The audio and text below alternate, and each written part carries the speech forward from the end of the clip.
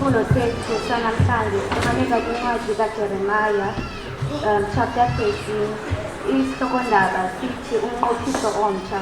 Soqala ukufunda phaa line 7 siyoma ku-14 ifundeka kanje.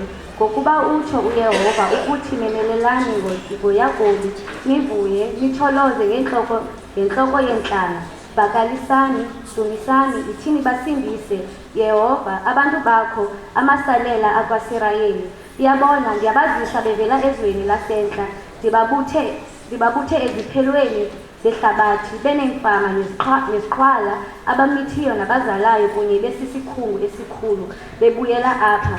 Bayakuza belila ndibakhokele betarhuzisa, ndibase emlanjeni yamanzi ngendlela ethe tye, bengaqhubeki kuyo kuba ndinguyise kuSirayeli. U-Efrayim ngowamazibulo am.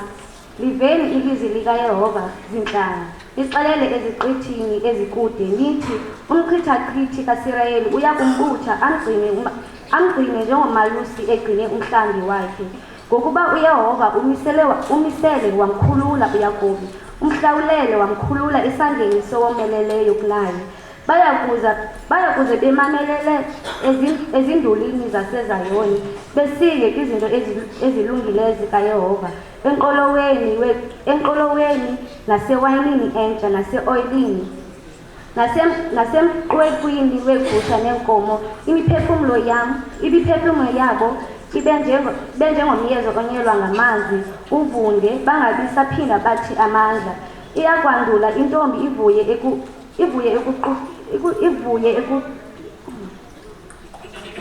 ekunqunqweni namadoda amakhulu kunye ndisenze isigili sabo sibe yimihlali, ndibathuthuzele ndibavuyise bangabi nasingqala. Ndawuseza uhluthe umphefumlo wababingeleli ngamafutha, bahluthe abantu bam zizinto zam ezilungileyo, utsho uYehova. Ayanga inkosi ngasikela ngokufuna kwezilwayo kude kube ngaphakathi. Siyakudumisa Thixo, siyakuvuma ukuba uYehova.